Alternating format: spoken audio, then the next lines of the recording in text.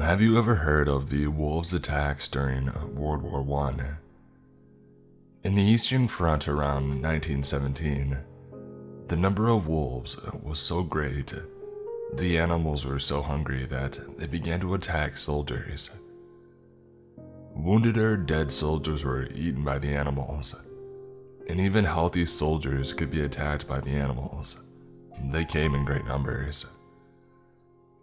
It was so big that it forced the commanders of the German and Russian armies to work out a truce so that their soldiers could deal with the packs of wolves.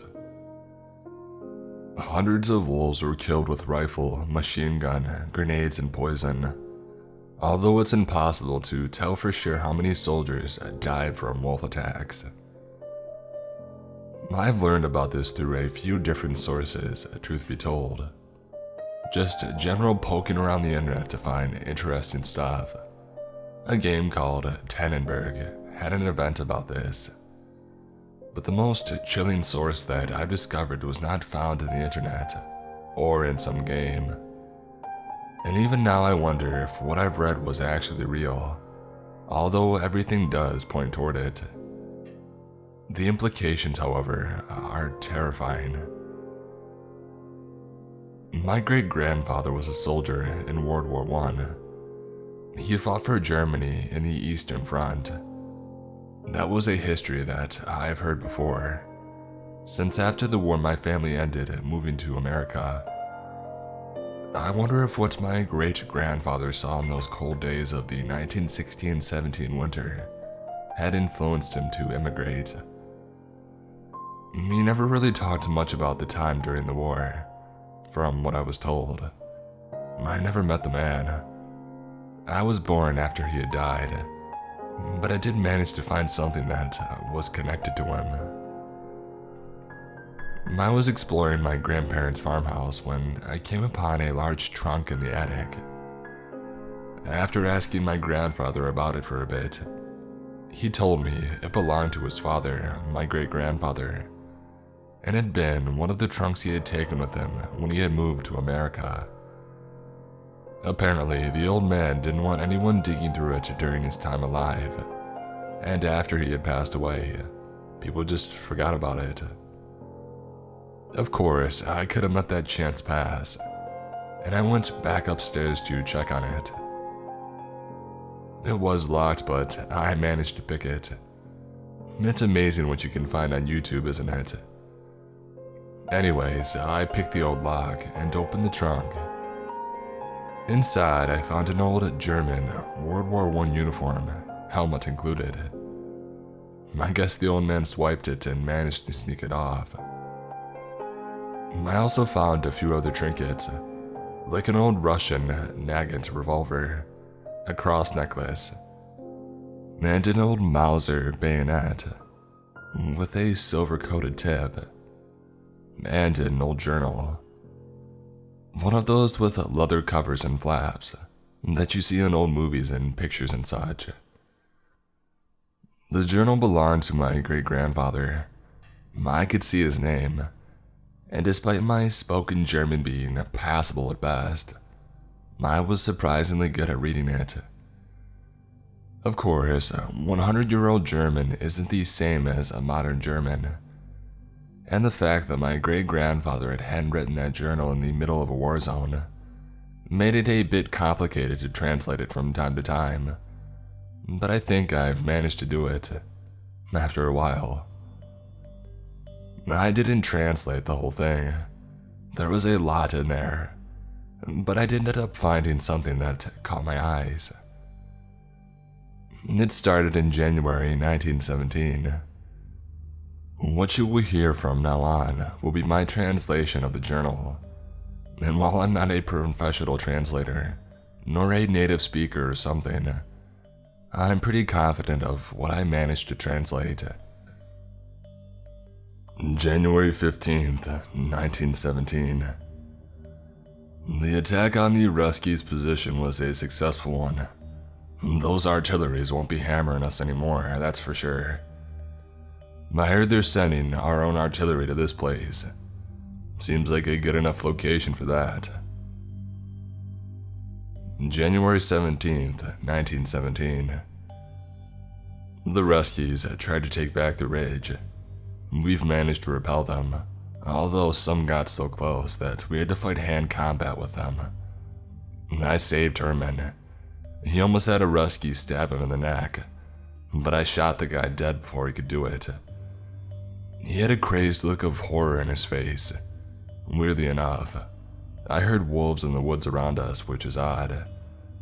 I thought the gunshots and explosions would scare him away. January 18th, 1917. A calm day today. Ruskies didn't try to take the ridge again. They're still hiding out in the forest. Some sentries say they've seen wolves in the woods eating the dead. Well, what else could a dead Rusky be good for? I'd say let the wolves feast. January 21st, 1917. My squadron was picked to scout the woods for a possible Rusky encampment. They want to make sure the artilleries are safe from a counterattack. I have to say, I'm not exactly happy about going into those woods when those guys are out there, but orders are orders. And we managed to beat them up pretty badly last time, so maybe they just up and left. Yeah, as if our luck would be that good. January 22nd, 1917. Our first day scouting these woods wasn't bad. No sign of the Ruskies, at least not living ones. But we also saw something strange. We found a group of dead wolves and what seemed to be human remains near them. It was far enough from the edge of the woods that I don't think that those were our doing.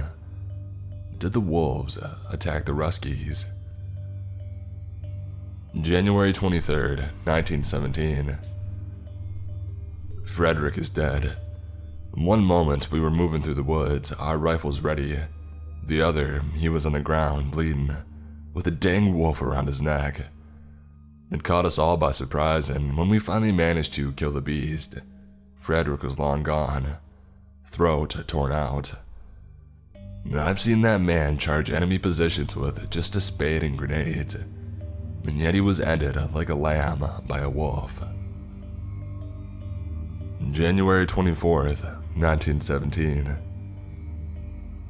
We lost Johann, Siegfried, and Peter today. More wolves attacked us. Those things came out of the brush, catching us all by surprise. I managed to jam my rifle into the jaws of one that jumped at me. It all happened so fast. I've never seen wolves acting like that. They don't fear us anymore. They just attack us despite us being in numbers and healthy of body. We found the Ruskies today, or what's left of them. Only 5 Ruskies are in the camp. They're all terrified, but not because of us, but because of the wolves. They were the ones who had actually helped us when the wolves attacked, and that's why we didn't shoot each other. They've guided us to their camp. Their leader is a Cossack named Alexei Ilovich. Ilovich speaks German, and he explained to us what happened. After our attack to the ridge, they had retreated to the camp that we're in, their secondary camp in the area. However, when they got here, they discovered that just a handful of the men they had left behind were still living. And they all were talking about the wolves and something more. A wolf-like beast that walks in 2 legs and commands the wolves. Many other time, I would have said that this was ridiculous and that Ilyevich was insane. But I can't help but shake the feeling that there's something to that story. Anyways, the Ruskies didn't have much time to lick their wounds. On the night of the 16th, they were attacked by a massive pack, and they barely managed to fight them off. Their attack on the 17th was basically them trying to get out of the woods and toward the relative safety of the ridge. All this information was passed to us, since the Ruskies doubt that they'll be making it out of here alive, or that we will live long. As I'm writing this, I'm watching Herman and a rescue melt some silver that the rescue had taken from the dead. Herman seemed particularly terrified when he heard the tales of the werewolf beast in the woods. The howling sounds like the choir of the damned. January 25th, 1917. God have mercy on my soul. I have seen many men dying in this dang war. I have seen men shot, men blasted apart by artillery fire, men with their heads bashed open by a club, men drowned in mud. But the bloodshed I've seen today is unlike anything I'll ever see in my life, and I pray to God I never encountered one of those creatures again. It came to us before dawn. We had posted guards, 2 at a time to keep watch. We slept together, Germans and Russians alike, for the protection. The howling never stopped, except when it was time of the attack. The guards managed to shout out an alarm, and we woke up. I say woke up, but I doubt any of us managed to actually sleep. We rushed to the makeshift barriers that the rescues had built. Wolves, countless of them, were prowling around the camp. We began to fire. One of the rescues even manned the machine guns and fired into the pack. But they attacked. We used grenades to great effect, but each wolf we brought down seemed to bring another one from behind it. For a moment, it seemed like we would win, despite their countless numbers. And then the wolf beast appeared. It was tall. It stood over 2.5 meters tall, maybe more, covered in black fur with eyes red like a furnace. It let out a horrifying bellow and it jumped onto us. One of the ruskies was crushed underneath it, killed instantly. Another one was disemboweled by its sharp claws. And one of ours lost his head when the beast took his whole head into its maw and closed it. Panic spread among our numbers, as the wolves, sensing their champion's victory, moved closer for the kill. By then, the thing had taken out another Rusky and Oscar, and it was cowering the rest of us into a retreat.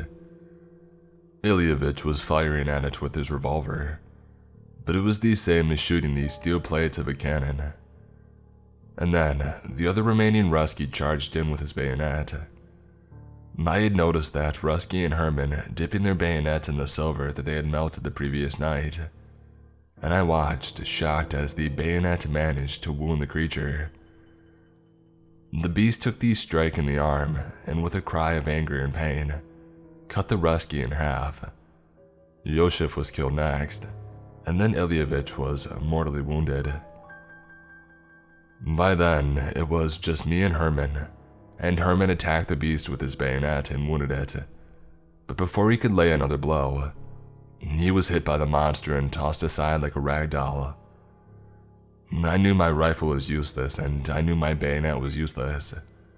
I had seen the thing's tough hide bounce off a strike from bayonet, so I dove for Herman's rifle and grabbed it as the beast set upon me. I thrust the weapon, thankful for the reach, and it hit true. The tip, covered in silver, piercing the thing's throat like it was made of paper, and it began to thrash and try to pull away. But I pressed forward, driving it deeper into its neck until I felt it reaching its spine, and the thing went slack. I had to jump out of the way, lest I'd be crushed under its body. Just then, the wolves stopped their baying and howling. It was scary how silent they had grown suddenly. I could see and sense countless eyes gazing straight at me. Hungry eyes, but eyes that feared me. I pulled out the bayonet from the thing's neck and raised the rifle, shouting into the mass of wolves. They began to leave and recede into the woods, eyes on me. I was trembling with fear, but they did not attack me. And when I looked back at the beast, I noticed there was a man in its place, throat a bloody mess. He looked average, Nothing special about him spoke of the monster that he truly was. After gathering a few things around the camp, I left in a hurry. Every moment was a moment of fear. Herman's rifle in my hands, silver-tipped bayonet covered in the wolf beast's blood. But I managed to somehow make my way back to camp. I have no doubt I was a terrifying sight, covered in red and dirt, and I'm surprised my countrymen didn't shoot me as I had emerged from the tree line, though I am thankful for that. I told my superiors that we were attacked by Ruskies and by the wolves, and that I was the only one left alive. Ilyevich's revolver and hatch were proof enough of what I said, they had deemed, and I was placed on leave for now. I will be going to the rear line soon. By God, I wish I could get away from these woods sooner. As I'm writing this, I heard a single howl out in the distance. Something about that howl sounded different, almost sorrowful and full of anger.